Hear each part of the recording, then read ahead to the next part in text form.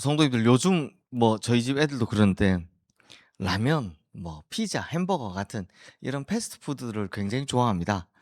뭐 간단히 먹을 수 있기 때문이고 맛도 좋기 때문입니다. 근데 어른들은 어 이제 어린이들이 패스트푸드나 이렇게 편의점 음식 같은 거 먹는 거 별로 안 좋아합니다. 그 그러면서 이제 좋은 음식 먹으라고 권하죠. 어 그럼 패스트푸드가 가성비도 좋고 맛도 좋은데 그 왜 먹지 말라고 합니까? 그 왜 그렇습니까? 건강 때문이죠. 어린아이들이 패스트푸드를 많이 먹으면 성장에 문제가 생기기 때문입니다. 지속적으로 섭취하면 건강에도 치명적인 문제를 가져오죠. 먹는 음식이라는 게요, 어린아이들의 발달과 성장에 아주 중요하기 때문입니다. 그런데 이 좋은 것을 먹으라라고 권면하는 어른들도 마찬가지죠. 사실 더 중요합니다. 무엇을 먹느냐, 얼마나 먹느냐, 어떻게 먹느냐에 따라서 본인들의 건강이 더 크게 좌우되기 때문입니다. 성도님들, 과거에는 먹을 음식이 없어서 문제였는데 뭐 보릿고개 이런 말, 요즘 애들은 진짜 보릿고개를 모르더라고요.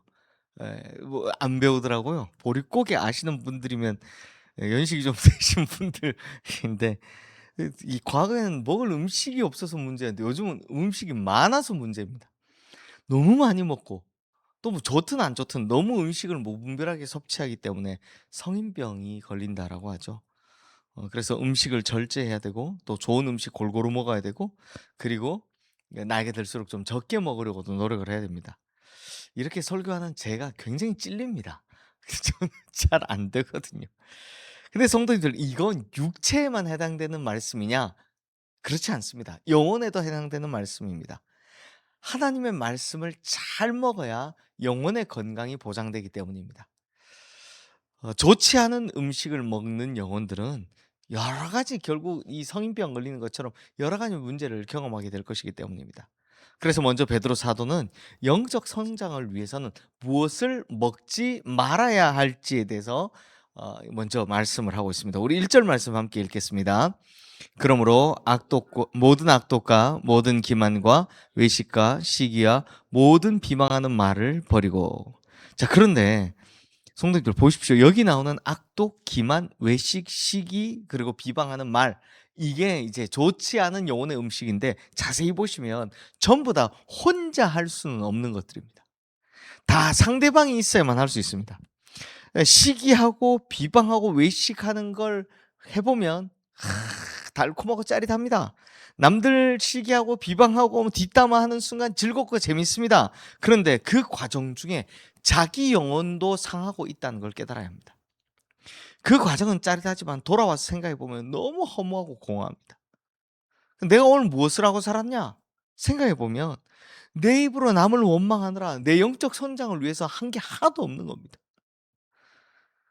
막 떠들고 막 이럴 땐 재밌었는데, 돌아서서 내가 내 영적 성장을 위해 뭘 했냐? 한 게 없습니다. 오히려 마이너스인 겁니다. 그 하루를 돌아보면 어제보다 성장하고 나아진 것이 전혀 없음을 발견하는 거죠. 오히려 마이너스가 된 내 영혼을 발견하는 겁니다. 그러니 막 재밌게 했지만 생각해 보면 정말 허무한 게 이런 겁니다.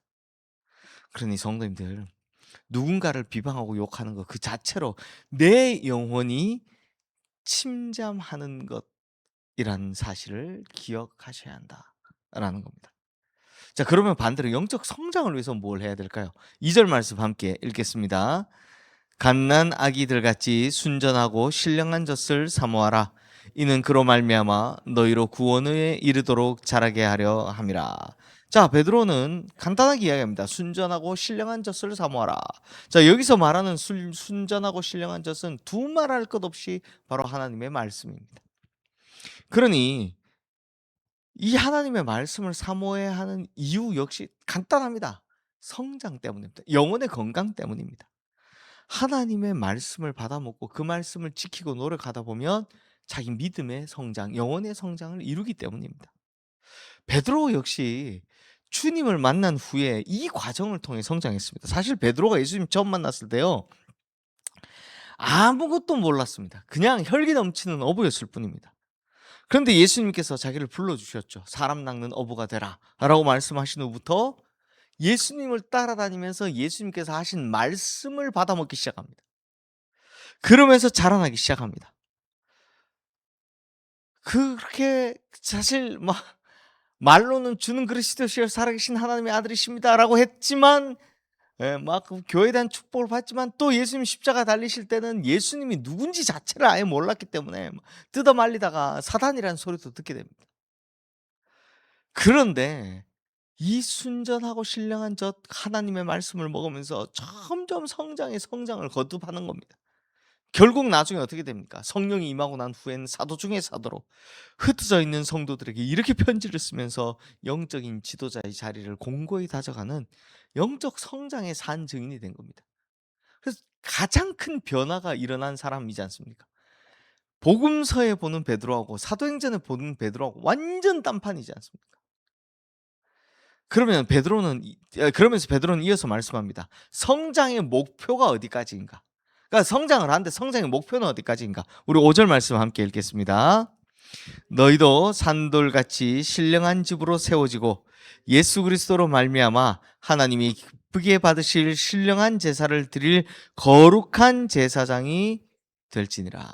자, 여기서 베드로는 거룩한 제사장이 되도록 성장하라라고 말씀합니다.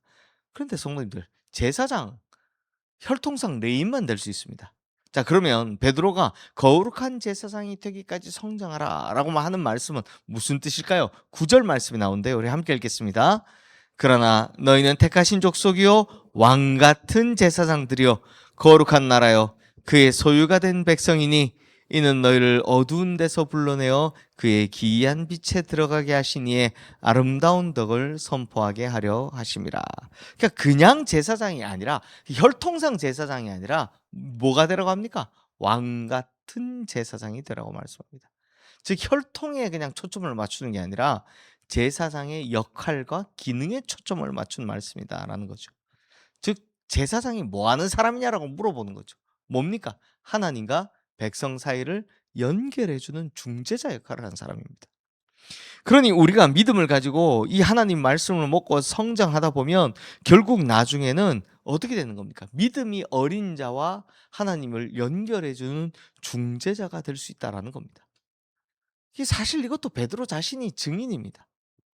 맨날 믿음이 어릴 때는 제가 앞서 말씀드렸던 것처럼 주님께 혼 진짜 많이 납니다. 심지어 사탄이라는 책망까지 들어봤습니다. 하지만 이 순전하고 신령한 젖을 사모하며 성장한 이후에는 결국 영적인 성장 정도가 아니라 영적인 지도자가 되죠.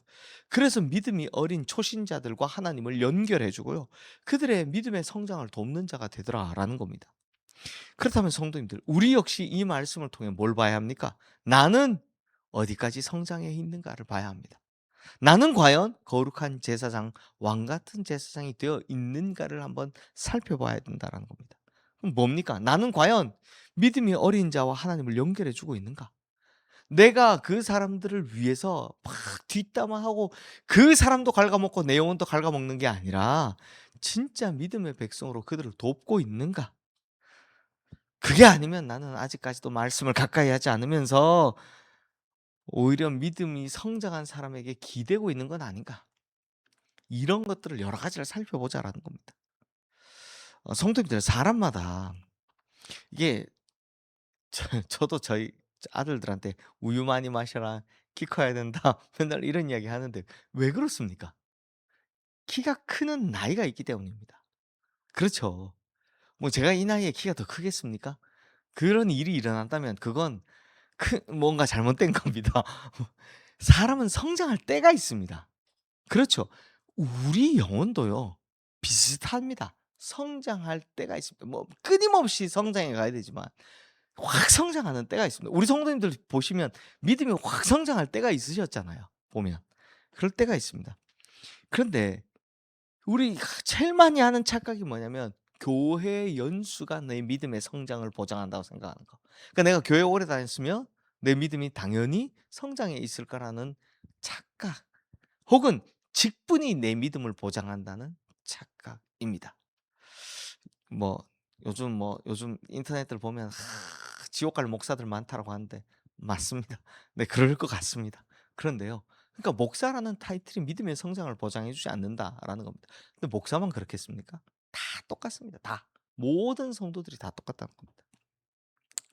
저는 오히려 이런 이제 영적인 성장이 되지 않는 분들이 교회 오래 다녔다라는 것, 아니면 뭐 집안이 그 교회에 이렇게 오래 다녔다는 것, 이런 것 때문에 직분을 받았는데 전혀 믿음 성장이 안 돼 있기 때문에 교회를 어렵게 하는 걸 참 많이 봤습니다. 이런 분들은요, 교회 성도들이 이 왕 같은 제사장 역할을 하는 게 아니라 오히려 그 성도들의 믿음이 자라는 걸 방해하더라고요.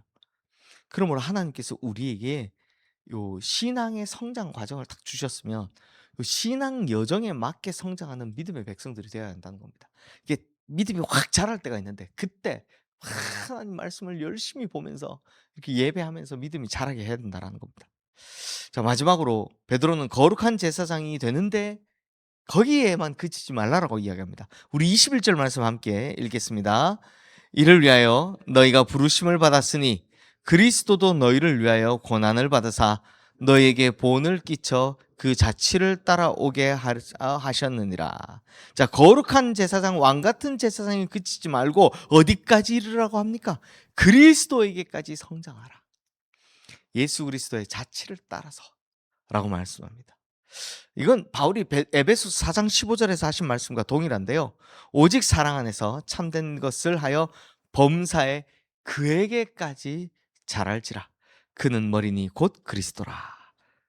그러니까 성도님들, 바울도 우리가 그리스도에게까지 성장하기를 기대했고 베드로도 우리가 그리스도의 자취를 따라 그에게까지 성장하기를 요구하고 있습니다. 그러므로 우리 성도님들, 우리 신앙의 자라는 목표가 누구까지여야 합니까? 예수 그리스도까지. 여기가 목표라는 거 잊지 마시고요. 그러니까 내가 남들보다 좀 신앙이 좋은 것 같아. 이거 안 됩니다. 이건 아닙니다. 내가 남들에 비교해서 우리 천국 갈 때요. 남들에 비교해서 천국 가는 거 아닙니다. 예. 그러니까 내가 남들보다 좀 더 나은 것 같아. 내가 남들보다는 좀 더 내 옆에 있는 저 사람들보다는 좀 더 나은 것 같아. 그게 우리의 천국 가는 믿음을 보장해 주지 않습니다. 아, 그렇게 치면 율법입니다. 내가 쟤보다 낫고 내가 쟤보다 낫고 제가 쟤보다 낫고 이게 율법이잖아요. 제가 여자보다 낫고 내가 남자들이 율법에 보면 제가 이방인보다 낫고 이렇게 나가잖아요. 아니고요. 우리의 믿음의 목표는 어디다? 예수 그리스도에까지 성장하는 것. 그러니 우리 믿음의 목표대로 예수 그리스도에까지 성장하도록 끊임없이 달려가는 우리 성도님들, 믿음의 백성들 다 되시기를 주님의 이름으로 축원합니다. 오늘 주신 말씀 기억하며 우리 함께 기도하겠습니다.